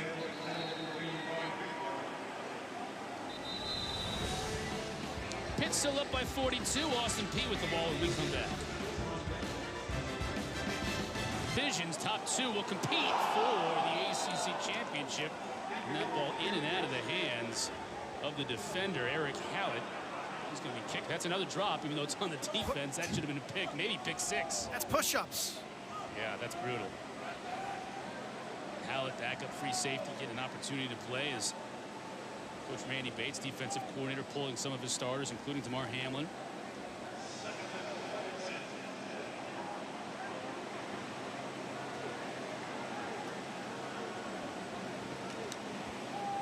Snap picked up by Oatsfall. Gets it out to Wilson. Finally, those two hook up, and it wasn't even simple. Wilson had to make a nice one-handed catch.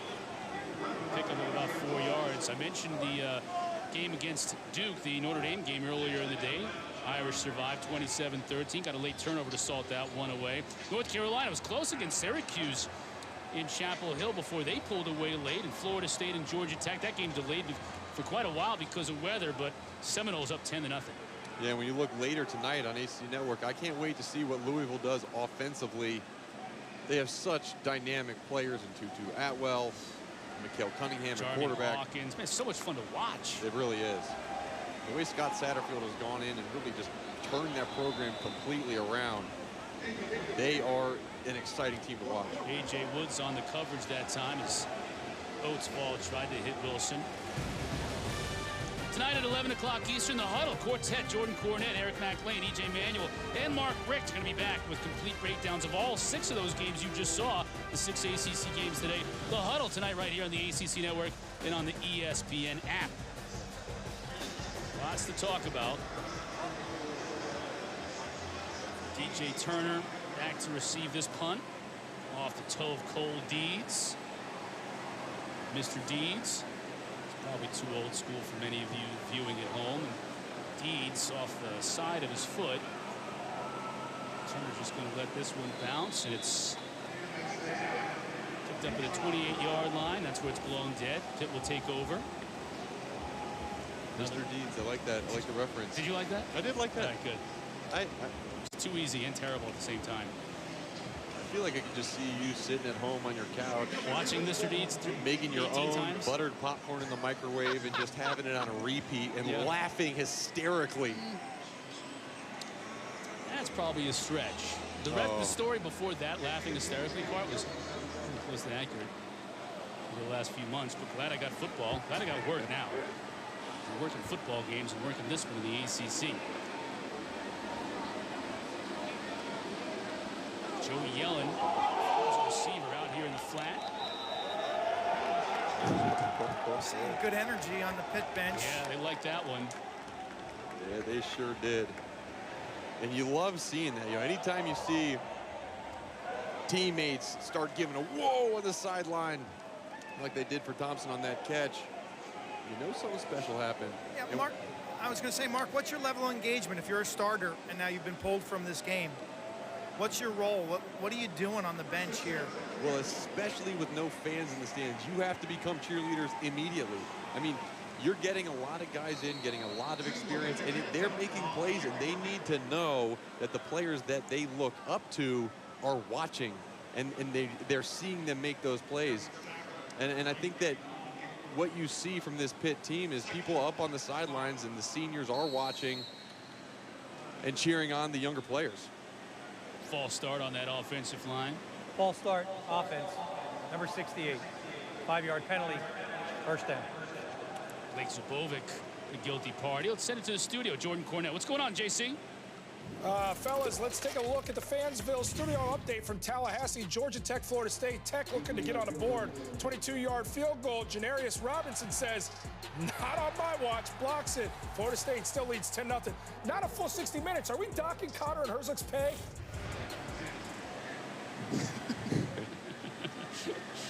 Love it. Love hearing JC back in studio. We're scared to answer that question. Getting the crew back together. Yeah, JC, I do not think that they are docking our pay. We will see, though. 10-minute third quarter, 10-minute fourth quarter, as this game was 42-0 at the half. Pitt scored on 6 straight possessions, and now they've gone 3 straight without scoring. Now giving some players some playing time, including Joey Yellen. Tried to go over the middle. Couldn't hook up with Garrett Bickhart. Nice play defensively by Jonathan Edwards. Really, too, what you're seeing is how effective Kenny Pickett is, right? You don't necessarily understand the difference between a 3-year starting quarterback and a backup until you see it live on the field. And Kenny Pickett, fantastic first half into that third quarter. And what you're seeing from these backup quarterbacks is exactly what you want to see as a coach, honestly. You want to see them make hard throws down the field. You want to see them have some success, but also if you throw an interception as a backup right now, it's not the worst thing in the world because you will learn from them. Christodoulou, high kick. Parker calls for a fair catch, lets it bounce, and it does take an Austin Peay bounce. And just inside the 15, they'll mark it at the 13. That's where Austin Peay will take over. ACC Commissioner John Swofford announced the formation of the ACC's Committee for Racial and Social Justice, operating under the moniker of CORE, which is Champions of Racial Equity. The committee's vision is to lead in college athletics by promoting and instilling racial and social justice and equity for all. CORE is chaired by ACC Senior Associate Commissioner Mary McElroy and consists of numerous members of the conference office staff who will work with campus representatives and student-athlete advisory committee members from each of the ACC's institutions. And earlier this year, John Swofford, who is the longtime commissioner of the ACC, announced that this would be his last year. And I think a lot of us thought that maybe his last final big act would be welcoming Notre Dame football into the ACC. But right now, this might be an even more important act that he is doing, setting up this Champions of Racial Equality chapter. And I think the great part about it is you have staff members, high-level staff members at every single school working in conjunction with the Student Athlete Advisory Committee to set up different policies and practices and structures around racial equity. And the way that gets implemented could end up being John Swofford's most fine moment as commissioner. This ball picked up by Hallett. Hallett still on his feet. Still on his feet. Got a flag down. He'll finally be dropped at about the 27-yard line. Pitt will take over. I agree with you about Swofford. I think he would probably tell you himself that this final act is his proudest moment. Yeah, I totally agree. And you know what? During the return, personal foul, illegal blindside block. The return team, 15-yard penalty, first down. Pitt will retain possession.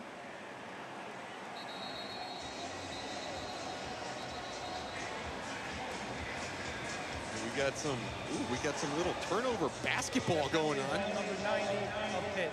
Number 90.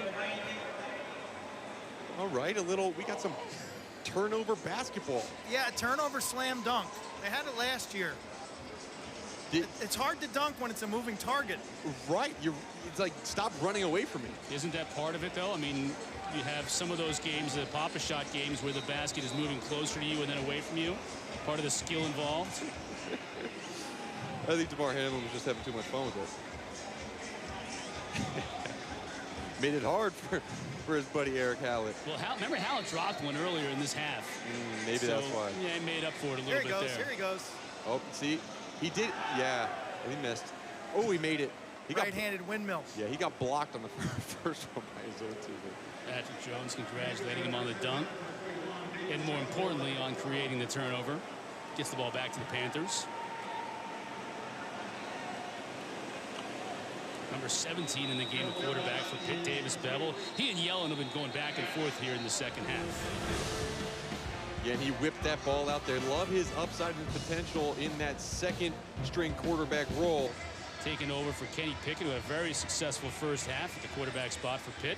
We're playing 10-minute quarters, as you can see on the clock there on the right. We played a 10-minute third quarter and a 10-minute fourth.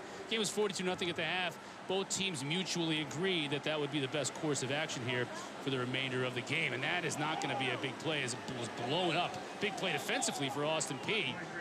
The handoff to Todd Sibley. He was dropped for a big loss. Hey, tonight it's ACC Network primetime football. Western Kentucky takes on Louisville at Cardinal Stadium. 8 o'clock on the ACC Network. It immediately follows us. And on the ESPN app, Roy Philpott is on hand with Tim Hasselbeck and Eric Wood. Eric, hometown kid, just getting his car, drive to the stadium. Hometown kid. Yeah, hardly a kid. Hardly a kid. Eric Wood is about as massive can get, but he's also so revered by that school, and when you see him at those games at Louisville, just the way he is treated and the way he treats the fans is really remarkable.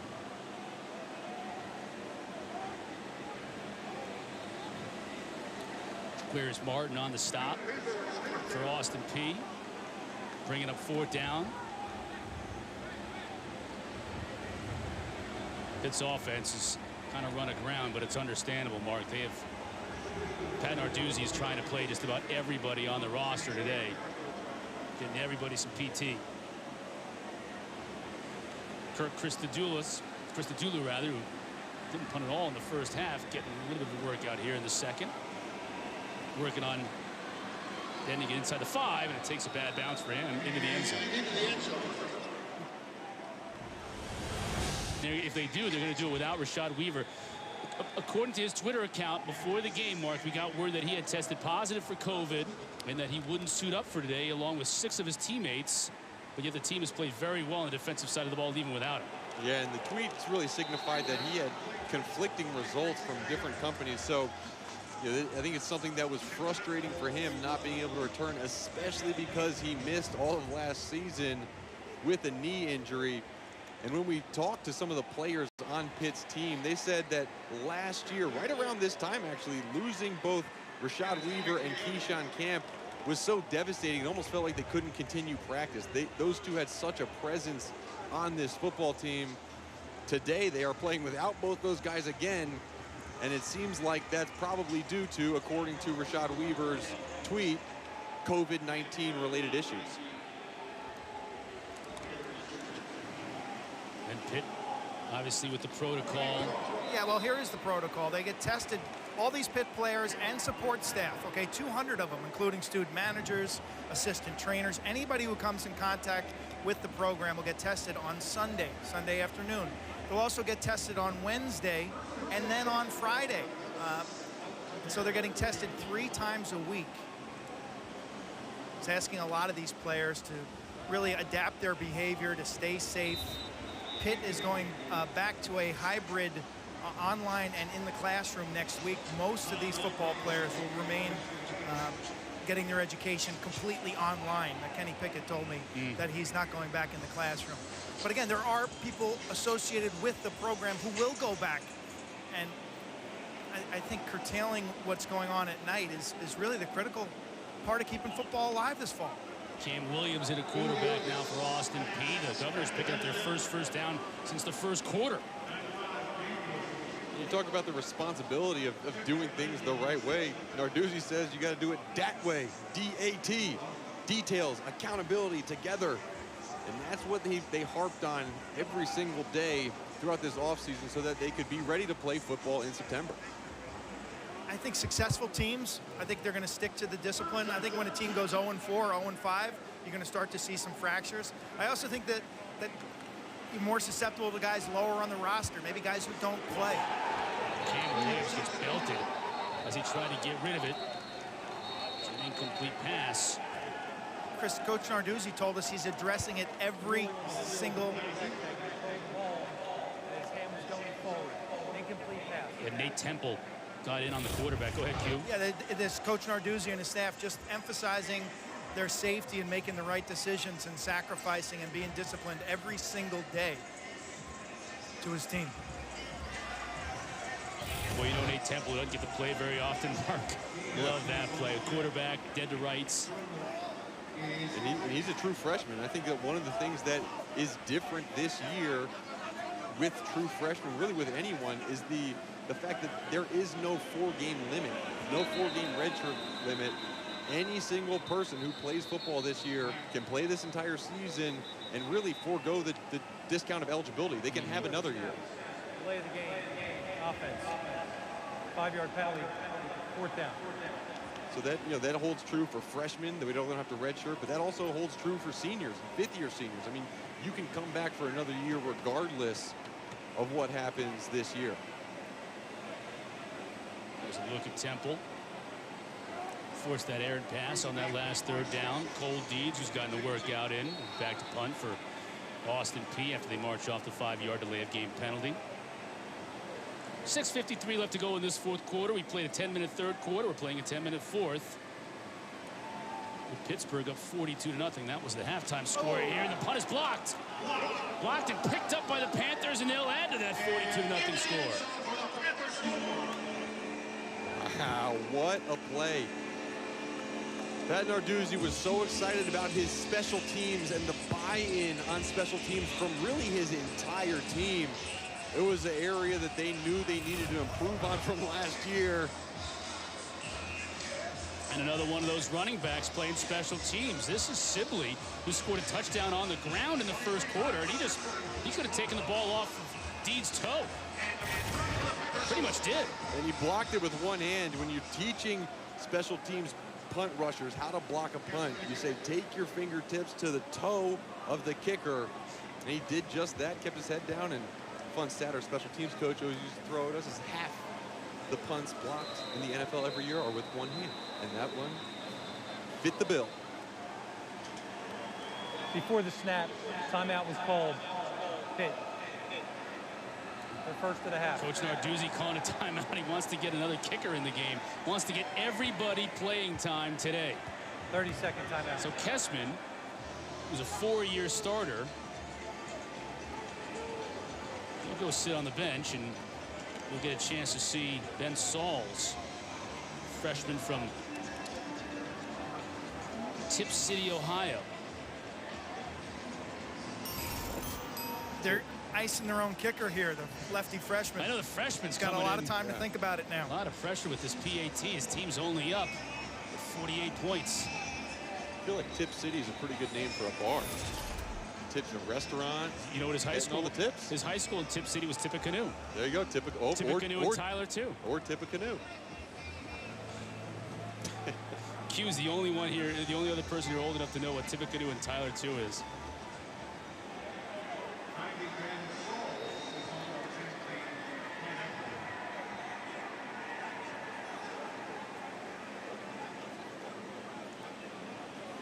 Lefty Ben Sauls, freshman, in for the PAT.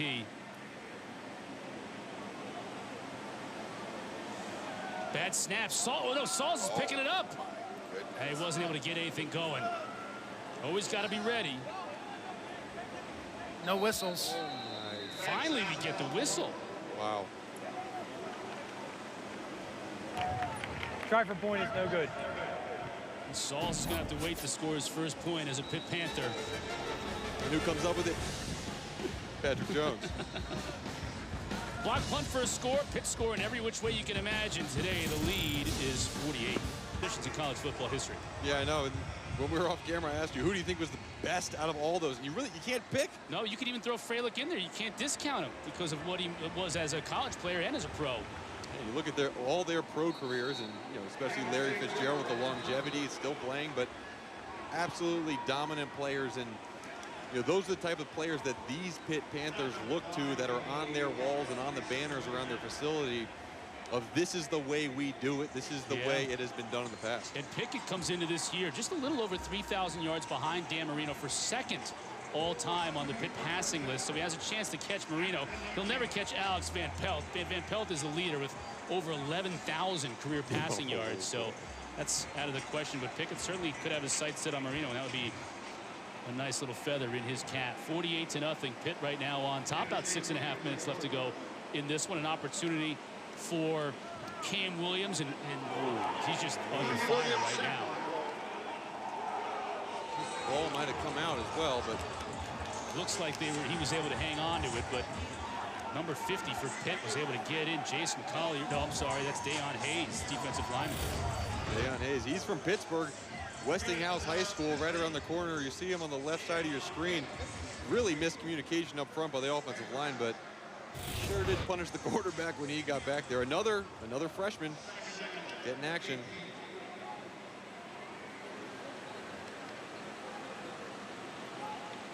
Cam Williams will hand it off to Ryan Snead. He picks up what he can on the right side. Every Saturday morning, the huddle with Jordan Cornette, Eric McLean, E.J. Manuel, and Mark Richt get you ready for ACC football. They'll preview the slate of games, keep you updated on all things ACC football. That's Saturdays at 10 a.m. Eastern, right here on the ACC Network and on the ESPN app.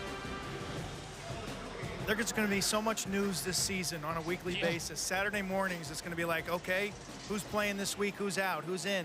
Who's hurt?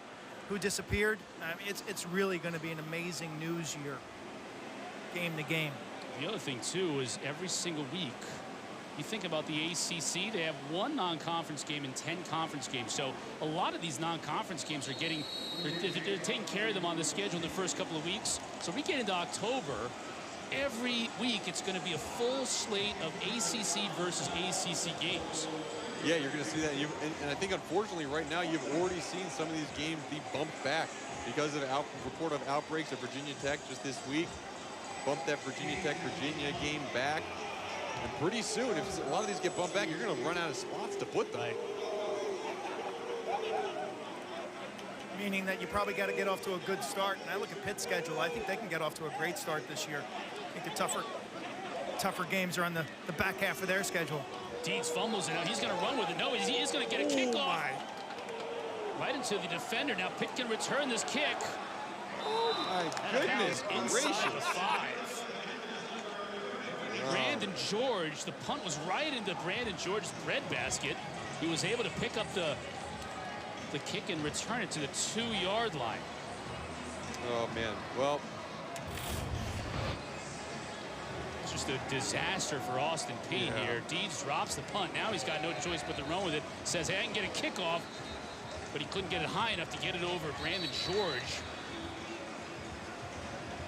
and I mean, at some point too, we know that there was a change in the clocks to make it 10-minute quarters, but now even though Austin Peay is playing their backups, and Vincent Davis. Make sure everybody stays safe too. Right, Vincent Davis dotting the I. Now we'll get a flag. I think Pitt may have jumped. They're going to take a look at that last play. We do have a flag on the play here, Q. Before the snap started, timeout was called by Pittsburgh. Their second timeout of the half. Full media timeout. We'll take. Davis spun down nicely. Well, he might have had a path to the end zone. It was shut down. When you have a guy like Hugh Green, really, you're not sure if you'll ever get a better defensive lineman come through your program. Oh, and then Aaron Donald comes. Yeah. And an absolute force in college, was recognized with all the awards. But what I'm so impressed with is what he has done in the NFL. I mean, he has taken that step and become the most dominant player across the board in all the NFL. Fumble on the exchange. Yellen falls on it. Because there's always a question. Some guys don't have all the measurables, right? Like the size, the height, and you wonder, how are they going to compete at the next level? He's a little undersized, or he doesn't have the reach, maybe. Forget about it. Yeah, forget about it. And I think what happens a lot of times, too, is you see guys like that end up at places like a Pittsburgh, maybe, not an Alabama or a Clemson, because of the fact that they might be a little shorter or a little bit lighter. But then they come and they prove it against great competition in the ACC. And man, with Aaron Donald, you don't expect your defensive tackle to have a six-pack. But that dude looks like Chris Cotter in the gym. Thank you for that. Makes amends for Q's comment in the first half. Vincent Davis scores again. Another touchdown for the sophomore from Fort Lauderdale.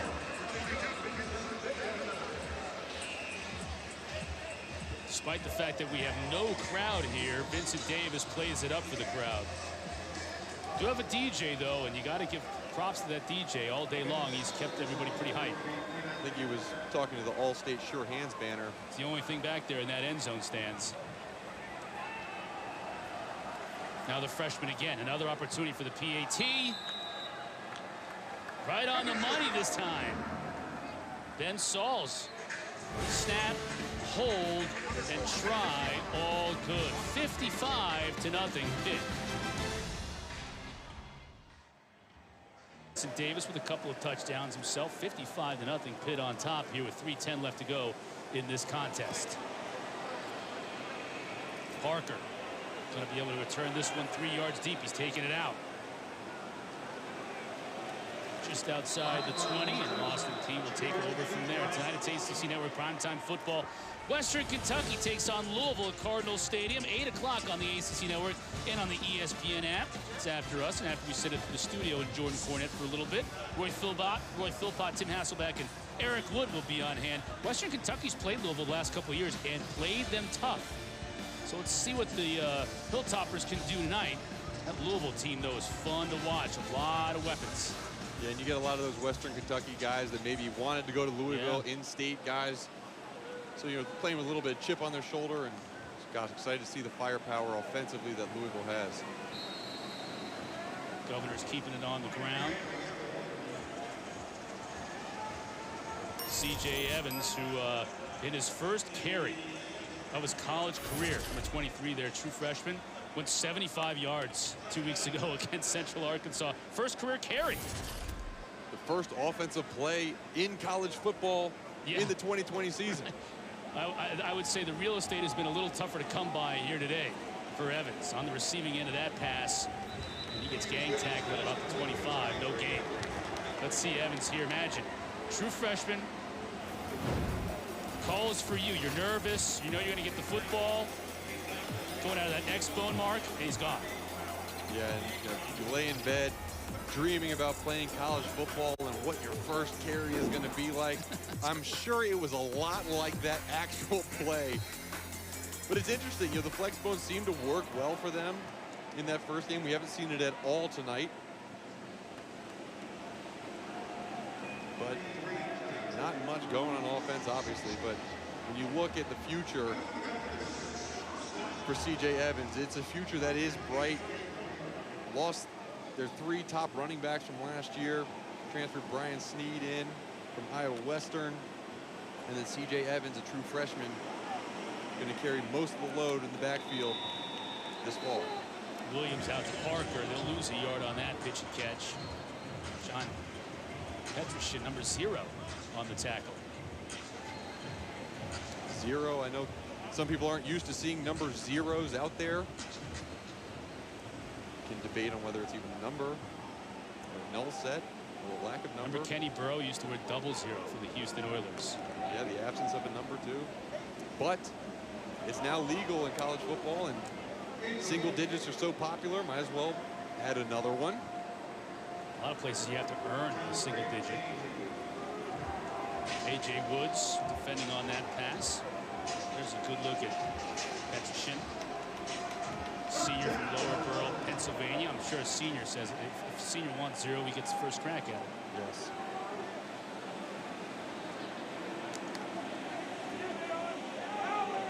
Williams flushed initially. Now tries to get it to his receiver. That's Parker.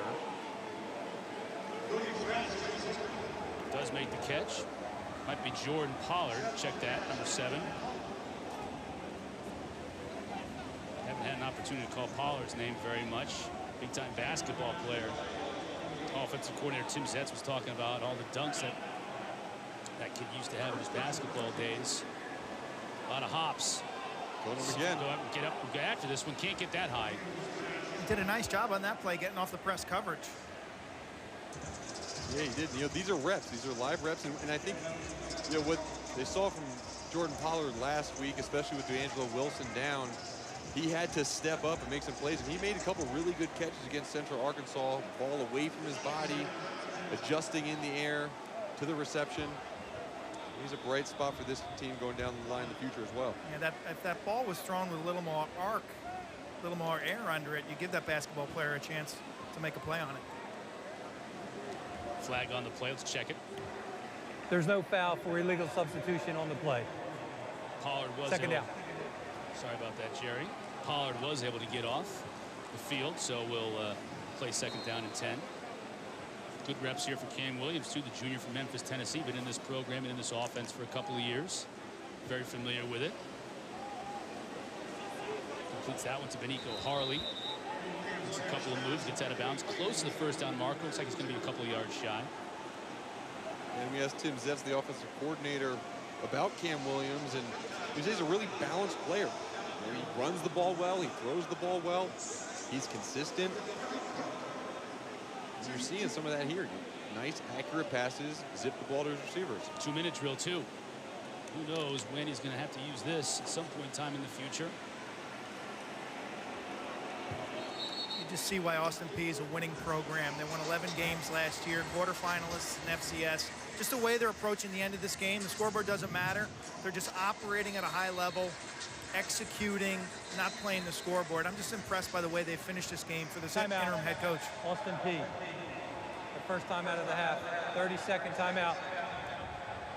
You make a great point, Quinn, with the interim head coach, Marquise Lovings. You know, he's able to maintain poise on his sidelines. You know, you get down by this many points this late in the game, it's really easy to just run the ball. Just run the ball, run the clock out. But he's able to use Cam Williams right now. Another great pass as he's rolling out to his right, his wide receiver for a first down. Take a look at Pitt's upcoming schedule. You and I will be right back calling this Syracuse game on the 19th. Syracuse played tough against North Carolina earlier today in Chapel Hill before the Tar Heels were able to extend that lead late. And then an interesting game against Louisville at home. You look at these games, you know, you get a bunch of home games early. What can they do in this early part of the season to really establish themselves as one of the favorites in this conference? Yeah, I agree. And, you know, Pitt Panther fans were a little bit frustrated as the schedule was rescheduled. It seems like their in-conference schedule got a little bit harder. I mean, they still have to play Virginia Tech, Louisville, Notre Dame, Clemson, all the big powerhouses right now in the ACC. Pitt's going to have to beat. They have structured their offense and their defense in a way where they will have a shot in all of those games. Yeah. Just another reminder, Louisville, Western Kentucky coming your way following us. They'll kick in about an hour's time. So we'll get some time in studio with Jordan Cornette, E.J. Manuel, and the crew from the huddle. Another sack for this Pitt team. Fumble on the ground, and the ball is picked up. Oh, run! Oh, boy. Another fumble before the Panthers finally fall on it. And the clock expires at the end of what was really a wild game. And it ends in a turnover with Pitt falling on the fumble. And a lot of Pitt Panthers with an opportunity to get some playing time today. And certainly Coach Narduzzi has to be happy with the way his first team offense and defense came out and played in the first half of this game. I think he's also happy with the way some of the backups came in and they played relatively penalty-free football, didn't turn the ball over. They caused turnovers, got to the quarterback in sacks. And a lot of these freshmen that he had questions about and how they would perform under the lights came out and showed that they could perform at a high level. Kenny Pickett, the starting quarterback, efficient, 14 of 20, 277 yards and a touchdown early. Pitt was able to get the running game going, ran for a total of 147 yards in the most lopsided win in the Narduzzi coached era here at Pitt. 55-0, the final. Panthers with the win. Coming up next, college football is going to continue as Western Kentucky takes on Louisville. But first to the studio.